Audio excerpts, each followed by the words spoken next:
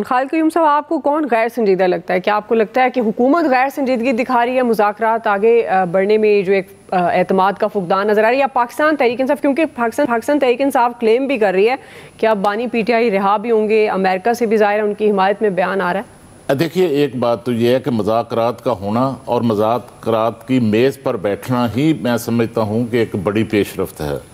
और इसमें आपने देखा कि वज़ीर-ए-आज़म पाकिस्तान शहबाज शरीफ ने काबीना के इजलास में इन मुज़ाकरात का ना सिर्फ खैर मकदम किया, बल्कि उनकी वो बड़े पुरउम्मीद दिखाई दिए गए इस हवाले से, जो नताइज हैं उनके हवाले से भी। लेकिन अगर दूसरी तरफ देखा जाए तो बानी PTI जेल में बैठकर इन मुज़ाकरात से मुतमिन नज़र नहीं आते। उनको इन मुज़ाकरात पर जो है वो शकूक व शुबहात नज़र आते हैं और ख़दशात उनके जो हैं वो वाज़े तौर पर आज भी अखबारात में जो हैं वो मीडिया में शाया हुए हैं। और उसमें ख़ास तौर पर फिर जो है एक सिविल नाफरमानी की जो तलवार है वो फिर उनकी तरफ से लटका दी गई है। और ये भी कहा गया है उनकी तरफ से कि हुकूमत जो है वो मुज़ाकरात को लटकाएगी, इसलिए इसकी एक जो है वो टाइम फ्रेम इसका जो है वो होना चाहिए। देखिए कि इसके साथ अगर आप देखें तो असल मसला ये है कि अगर बानी PTI के ख़दशात और तहफ़्फ़ुज़ात को देखा जाए तो फिर को बड़ी ग्रैंड किस्म की जो मुफाहमत है वो तो हुकूमत और अपोजिशन में बज़ाहिर नज़र नहीं आती। सही। लेकिन दूसरी तरफ अगर आप देखें तो ये मुज़ाकरात की जो टाइमिंग है, ख़ास तौर पर जो फ़ौजी अदालतों से सिविलियंस को सज़ाओं का मामला हुआ और उस पर जो यूरोपीय यूनियन, UK और अमेरिका की तरफ से जो रद्द-ए-अमल आया, और ये रद्द-ए-अमल जो है वो रुकता नज़र नहीं आ रहा, बढ़ता हुआ दिखाई दे रहा है। इससे मैं समझता हूँ कि थोड़ा जो है वो मुज़ाकरात जो हैं वो अहम हो चुके हैं, क्योंकि पाकिस्तान की हुकूमत जो है वो बज़ाहिर तो ज़ाहिर है इसकी तईद नहीं करेगी, लेकिन लगता है कि दबाव जो है वो आ रहा है और दबाव जो है वो आगे चलकर जो है वो बढ़ भी सकता है। उसकी बुनियादी वजह यह है कि पाकिस्तान की जो मैशत है उसका सारा इन्हिसार जो है वो अगर आप देखें तो सबसे बड़ा जो ट्रेड पार्टनर है पाकिस्तान का वो अमेरिका है। 10 अरब डॉलर की हमारी तजारत है उनके साथ, और हमारी जो एक्सपोर्ट है उसमें 20% तक जो हमारा उसमें एक्सपोर्ट है वो GSP प्लस स्टेटस जो है यूरोपीय यूनियन ने पाकिस्तान को दिया हुआ है, उसके बायस है। और इससे जो है वो ये दोनों जो ब्लॉक है अमेरिका और यूरोपीय यूनियन, इनके जो तहफ़्फ़ुज़ात हैं वो बड़े अहम हैं। और ख़ास तौर पर पाकिस्तान ने 27 जो कन्वेंशन है इस हवाले से बैनुल-अक़वामी उन पर साइन किए हुए हैं। तो मैं समझता हूँ कि इससे जो है वो इसमें ताख़ीर नहीं होनी चाहिए और इसमें मामलात को जो है वो मुफाहमत की तरफ ले जाना चाहिए और कोई मामला तय हो जाने चाहिए।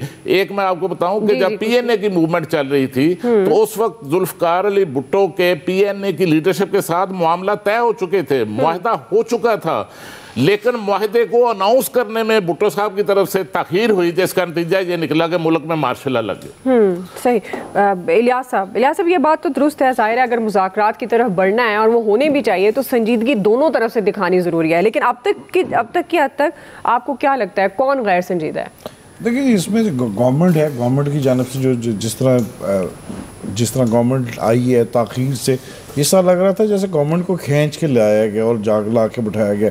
और इसलिए गवर्नमेंट जब भी इलेक्शन जो भी आप मुज़ाकरात होंगे तो गवर्नमेंट चाहेगी कि उसका अपर हैंड रहे इसमें, इस तमाम मामलात में। अगरचे गवर्नमेंट पर बाहर से भी प्रेशर आ रहा है जो मामलात हैं, लेकिन वो गवर्नमेंट चाहेगी कि वो जो मुज़ाकरात करे, क्योंकि गवर्नमेंट को ये नहीं मुज़ाकरात जो मुस्लिम लीग नून की गवर्नमेंट है वो मुज़ाकरात नहीं करना चाहती थी पहले, लेकिन जब पेशकश की गई है PTI की जानिब से, तो अब जब पेशकश की गई है तो अब वो चाहती कि हर मामलात में उसका अपर हैंड रहे। अब जाहिर है जो चार्टर ऑफ डिमांड जो इन्होंने दिए गए अपने मुतालबात, उसमें मुतालबात एक ही है कि जी बानी PTI को रिहा किया जाए, वो जो सबसे बड़ी चीज़ है, या उनके तक एक्सेस दी जाए। अब पहली चीज़ थी कि एक्सेस उनको दी जाए लोगों को, जो इनके बंदों को, ताकि वो सही तरह मुज़ाकरात में उनसे बातचीत करें, क्योंकि मुज़ाकरात वो जैसे कहा जा रहा है कि मुज़ाकरात सिर्फ एक बंदे के साथ हैं, बानी PTI के साथ। ये बाकी जो सारे चीज़ें हैं इन पर बानी PTI को इन पर एतमाद करना होगा, लेकिन उनके माजी के जो तजर्बात हैं कि वो कुछ कह रहे हैं, बाहर जाके कुछ और कहा जा रहा है, जो आवाम तक, जो चीज़ों, उनके कारकुनान तक जो मैसेज है वो कोई और पहुंच जाता है।